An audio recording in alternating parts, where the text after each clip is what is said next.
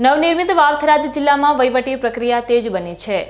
સ્થાનિક સ્વરાજ્યની ચૂંટણીઓ સંપન્ન થયા બાદ જિલ્લા વિકાસ અધિકારી દ્વારા મોટા પાયે તલાટીઓની બદલીના આદેશ કરવામાં આવ્યા છે, જેનાથી સરકારી તંત્રમાં નવી ગતિશીલતા જોવા મળશે। બનાસકાંઠા જિલ્લાના વિભાજન બાદ અસ્તિત્વમાં આવેલી નવરચિત વાવ-થરાદ જિલ્લા પંચાયતના વહીવટી તંત્ર દ્વારા એક મહત્વનો વહીવટી નિર્ણય લેવામાં આવ્યો છે। જિલ્લા વિકાસ અધિકારી કાર્તિક જીવાણીના માર્ગદર્શન હેઠળ જિલ્લા પંચાયતના નાયબ જિલ્લા વિકાસ અધિકારી મહેકમ દ્વારા જિલ્લાના કુલ 213 તલાટી કમ મંત્રીઓની આંતરિક બદલીના હુકમ કરવામાં આવ્યા છે। નોંધનીય છે કે તાજેતરમાં જ જિલ્લા પંચાયત, તાલુકા પંચાયત અને નગરપાલિકાની ચૂંટણીઓ પૂર્ણ થઈ છે અને ત્યારબાદ તુરંત જ વહીવટી સરળતા માટે આ મોટા પાયે ફેરફાર કરવામાં આવ્યા છે।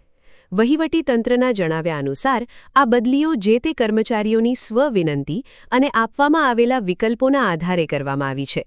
આ નિયમ મુજબ જે કર્મચારીઓની બદલી તેમની પોતાની વિનંતીથી થઈ છે તેમને કોઈપણ પ્રકારનું બદલી ભથ્થું મળવાપાત્ર રહેશે નહીં। આદેશમાં સ્પષ્ટતા કરવામાં આવી છે કે બદલી પામેલા તમામ તલાટીઓએ પોતાની નવી નિમણૂકમાં સ્થળે તાત્કાલિક અસરથી હાજર થઈ વહીવટી કાર્યભાર સંભાળવો રહેશે।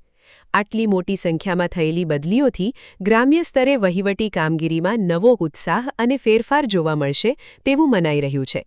વાવ-થરાદ જિલ્લા પંચાયતના આ નિર્ણયથી વહીવટી માળખું વધુ સુદૃઢ બનશે અને નવા નિમણૂક પામેલા સ્થળોએ કર્મચારીઓની કામગીરીથી સ્થાનિક સ્તરે સરકારી યોજનાઓનો અમલ હવે વધુ ઝડપી અને અસરકારક બનશે તેવી અપેક્ષા વ્યક્ત કરવામાં આવી રહી છે।